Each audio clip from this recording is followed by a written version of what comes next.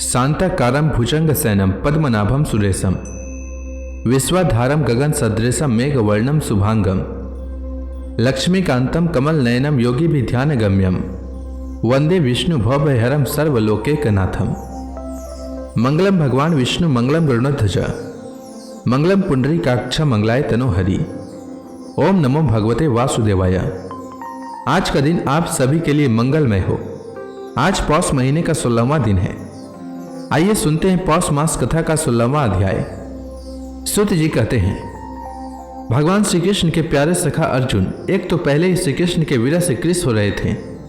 उस पर राजा युधिष्ठिर ने उनकी विषादग्रस्त मुद्रा देखकर उसके विषय में कई प्रकार की आशंकाएं करते हुए प्रश्नों की झड़ी लगा दी। शोक से अर्जुन का मुख और हृदय कमल सूख गया था, चेहरा फीका पड़ गया था। वे उन्हीं भगवान श्री कृष्ण के ध्यान में ऐसे डूब रहे थे कि बड़े भाई के प्रश्नों का कुछ उत्तर न दे सके। श्री कृष्ण की आंखों से ओझल हो जाने के कारण वे बड़ी हुई प्रेम जनित उत्कंठा के परवश हो रहे थे। रथ हाँकने, टहलने आदि के समय भगवान ने उनके साथ जो मित्रता, अभिन्न हृदयता और प्रेम से भरे हुए व्यवहार किए थे, उनकी याद पर याद आ रही थी। बड़े कष्ट से उन्होंने अपने शोक का वेग रोका, हाथ से नेत्रों के आंसू पोंछे और फिर रूंधे हुए गले से अपने बड़े भाई महाराज युधिष्ठिर से कहा। अर्जुन बोले, महाराज, मेरे ममेरे भाई अथवा अत्यंत घनिष्ठ मित्रता रूप धारण कर श्री कृष्ण ने मुझे ठग लिया। मेरे जिस प्रबल पराक्रम से बड़े बड़े देवता भी आश्चर्य में डूब जाते थे, उसे श्री कृष्ण ने मुझसे छीन लिया। जैसे यह शरीर प्राण से रहित होने पर मृतक कहलाता है, वैसे ही उनके क्षण भर के वियोग से यह संसार अप्रिय दिखने लगता है। उनके आश्रय से द्रौपदी स्वयंवर में राजा द्रुपद के घर आए हुए कामनमत राजाओं का तेज मैंने हरण कर लिया था। धनुष पर बाण चढ़ाकर मत्स्य वेध किया और इस प्रकार द्रौपदी को प्राप्त किया था। उनकी सन्निधि मात्र से मैंने समस्त देवताओं के साथ इंद्र को अपने बल से जीतकर अग्निदेव को उनकी तृप्ति के लिए खांडव वन का दान कर दिया था और मैं दानों की निर्माण की हुई अलौकिक कला कौशल से युक्त मायामयी सभा प्राप्त की और आपके यज्ञ में सब ओर से आकर राजाओं ने अनेकों प्रकार की भेंट समर्पित की। 10,000 हाथियों की शक्ति और बल से संपन्न आपके इन छोटे भाई भीमसेन ने उन्हीं की शक्ति से राजाओं के सिर पर पैर रखने वाले अभिमानी जरासंध का वध किया था। तदंतर उन्हीं भगवान ने उन बहुत से राजाओं को मुक्त किया जिनको जरासंध ने महाभैरव यज्ञ में बलि चढ़ाने के लिए बंदी बना रखा था। उन सब राजाओं ने आपके यज्ञ में अनेकों प्रकार के उपहार दिए थे। महारानी द्रौपदी राजसूय यज्ञ के महान अभिषेक से पवित्र हुए अपने उन सुंदर केशों को, जिन्हें दुष्टों ने भरी सभा में छूने का साहस किया था, बिखेर कर तथा आंखों में आंसू भरकर जब श्री कृष्ण के चरणों में गिर पड़ी, तब उन्होंने उसके सामने उसके उस घोर अपमान का बदला लेने की प्रतिज्ञा करके उन धूर्तों की स्त्रियों की ऐसी दशा कर दी कि वे विधवा हो गई और उन्हें अपने केस अपने हाथों खोल देने पड़े। वनवास के समय हमारे वैरी दुर्योधन के षड्यंत्र से 10,000 शिष्यों के साथ बिठाकर भोजन करने वाले महर्षि दुर्वासा ने हमें दुष्कर संकट में डाल दिया था। उस समय उन्होंने द्रौपदी के पात्र में बची हुई शाक की एक पत्ती का ही भोग लगाकर हमारी रक्षा की। उनके ऐसा करते ही नदी में स्नान करती हुई मुनि मंडली को ऐसा प्रतीत हुआ मानो उनकी तो बात ही क्या है, सारी त्रिलोकी तृप्त हो गई है। उनके प्रताप से मैंने युद्ध में पार्वती सहित भगवान शंकर को आश्चर्य में डाल दिया तथा उन्होंने मुझको अपना पाशुपात नामक अस्त्र दिया।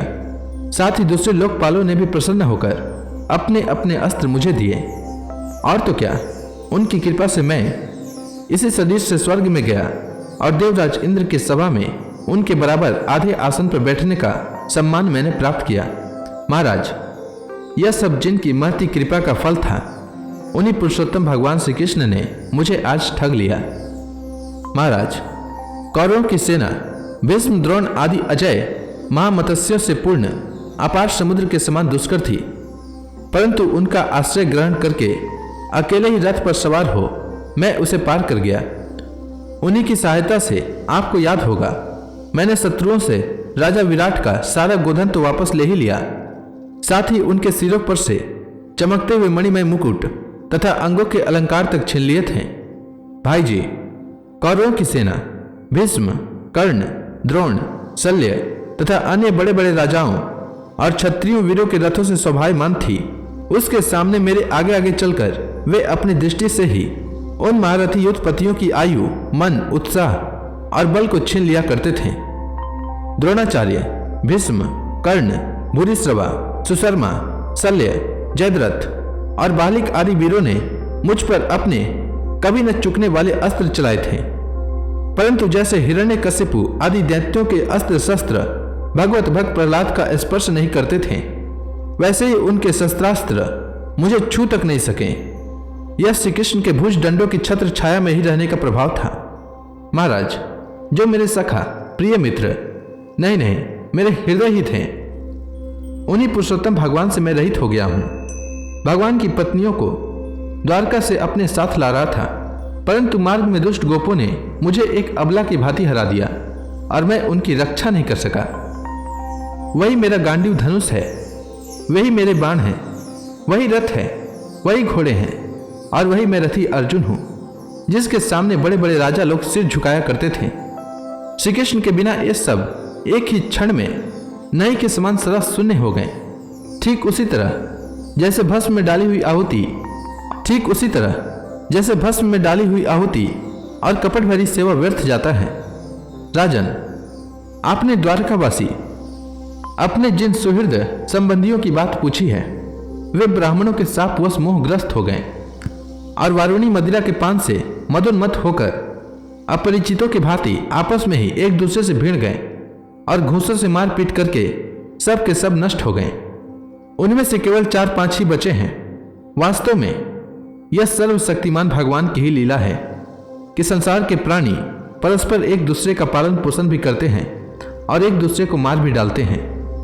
उनकी प्रेममयी भक्ति भगवान श्री कृष्ण के चरण कमलों के अहर्निश चिंतन से अत्यंत बढ़ गई। भक्ति के वेग ने उनके हृदय को मथ कर उसमें से सारे विकारों को बाहर निकाल दिया। उनके युद्ध के प्रारंभ में भगवान के द्वारा उपदेश दिया हुआ गीता ज्ञान पुनः स्मरण हो आया। भगवान के स्वधाम गमन और यदुवंश के संहार का वृतांत सुनकर निश्चलमती युधिष्ठिर ने स्वर्गारोहण का निश्चय किया। कुंती ने भी अर्जुन के मुख से यदुवंशियों के नाश और भगवान के स्वधाम गमन की बात सुनकर अनन्य भक्ति से अपने हृदय को भगवान श्री कृष्ण में लगा दिया और सदा के लिए इस जन्म मृत्यु के संसार से अपना मुंह मोड़ लिया। इसके पश्चात उन्होंने शरीर पर चिर वस्त्र धारण कर लिया, अन्न जल का त्याग कर दिया, मौन ले लिया।